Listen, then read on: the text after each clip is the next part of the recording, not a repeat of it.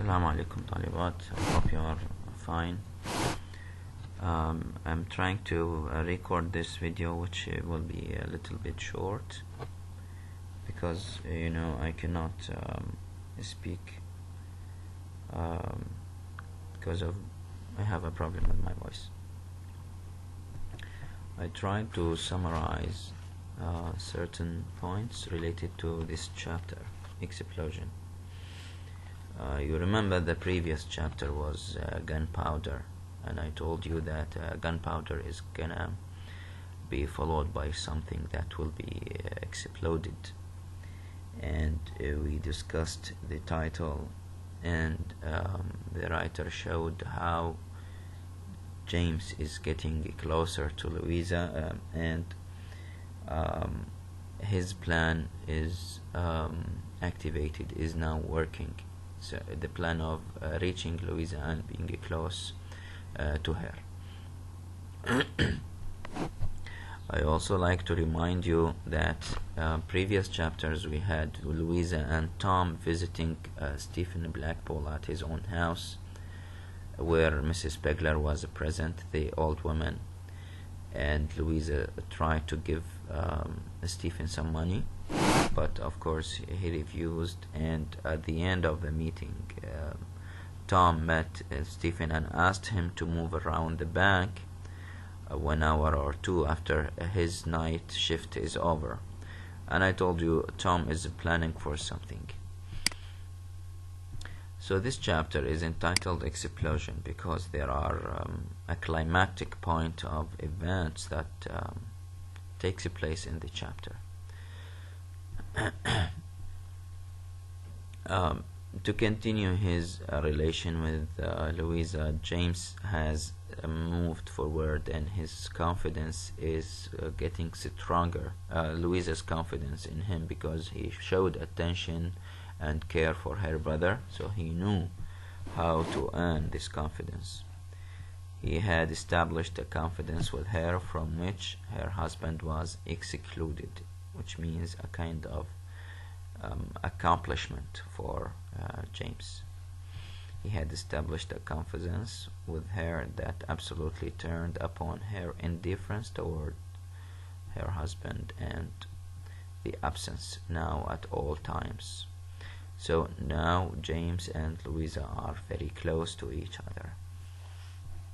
When the devil, here James is described as the tempter in the previous chapters, and now he is described as the devil, goes about like a roaring lion.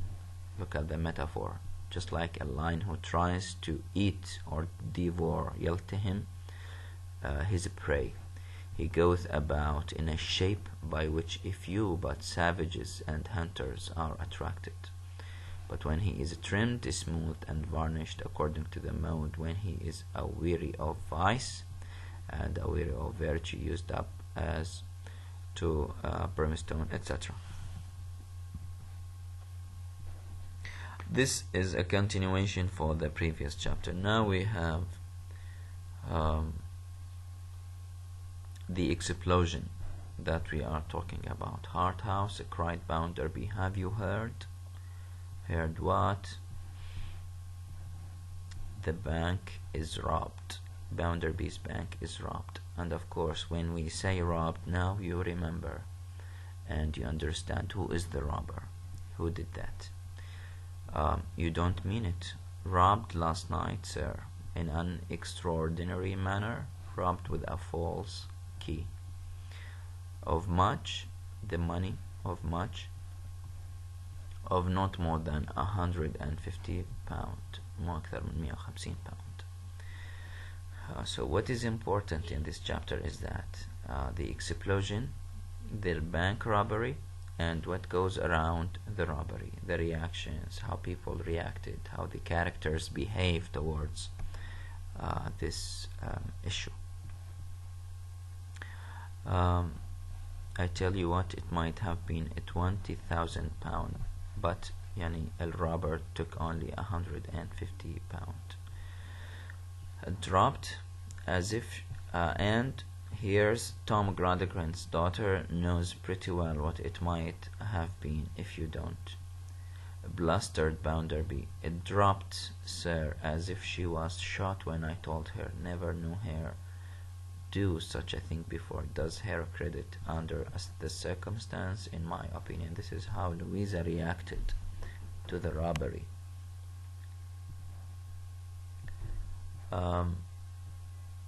Also, you find how Mrs. Sparsit is involved in this situation. Why, I am going to tell you, said Bounderby irritably, giving his arm to Mrs. Sparsit. If you had not been so mighty particular about the sum, I should have begun to tell you before. I have already had the honor, etc. In the little safe in young Tom's closet, this safe used for pretty purposes, there was 150 odd pounds. 150 for 7-1, said Bitzer. So this is the amount which was available in the safe in which Tom has control over.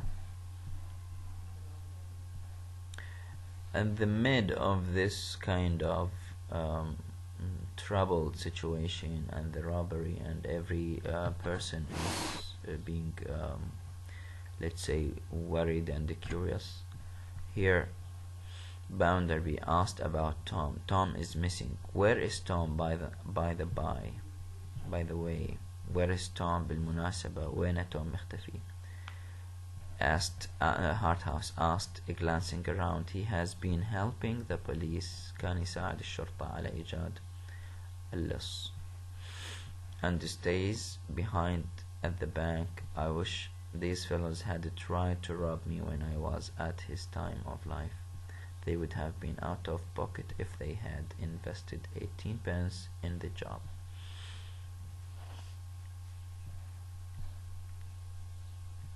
So now we had an idea about Tom. I hope, said Harthouse lazily, not our friend Blackpool yani. Say Pool instead of Pot, sir, returned Bounderby. And that's the man. So James Harthouse is insinuating, يلمح إلى أن the suspect, the robber, might be Stephen Blackpool.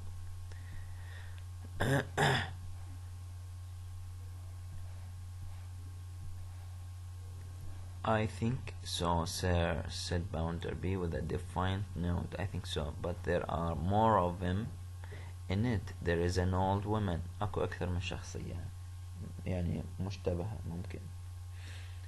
أكو the Stephen Blackpool, and there is an old woman, Mrs. Pegler. One never hears of these things till the mischief is done. All sort of defects are found in, etc. For the present, Lou, Bounderby, said her husband, here is Mrs. Sparsit to look after. Mrs. Sparsit's nerves have been acted upon by this business, and she stay here a day or two, so make her comfortable. You know, Mrs. Sparsit lives at the bank, and she was startled, she was freaked out, she was astonished, and her situation got troubled upon the robbery, because she was at the center of the situation. So she had just like a mental breakdown. So Bounderby brought her to his house and asked Louisa to look after her. Of course, here you will find something about the Powlers and the Scadgers and the family and the high class of Mrs. Sparsit. Bounderby, whenever had a chance, he talks about these ideas. Now we can move to Louisa meets Tom in order to question him about where he was, and if he had anything to tell her, and if he is if he is hiding anything. Have you anything to tell me, Tom? You need to highlight this, all the conversation between Tom and Louisa, in order to have an idea. I don't know what you mean. I am here to listen to you if you have something to tell me. Yani this conversation goes on between them in order to learn about what happened. But of course Tom did not say anything. Tom, do you believe the man I gave the money to is really implicated in this crime? She means Stephen Blackpool. I don't know. I don't see why he should not be. Another person may he seemed to me an honest man. Another person may seem to you dishonest and yet not be so. He tries to justify his situation and to keep himself far from this crime. And now you, me, the readers understand that Tom is related to this problem. So their conversation comes to an end, and Louisa did not get any information from Tom about this issue. And look how Dickens describes this situation. Then the wretched boy looked cautiously up and found her gone. And راحت Louisa, crept out of bed, طلع برا السرير مالته, fastened his door, غلق الباب, and threw himself upon his pillow again, tearing his hair, morosely crying, grudgingly loving her, hatefully but impenitently spurning himself, and no less hastily and unprofitably spurning all the good in the world. So this shows how Tom is reacting to his own deed. So these are the main points of the chapter. The first point that the chapter gives us is a kind of complement to the previous one, where we understand that James had earned Louisa's confidence, the confidence that even Bounderby was not able to earn. And the big event of the robbery, and how people reacted to the robbery, Bounderby, James, the suspicions about Stephen, the old woman, and finally the conversation between Louisa and Tom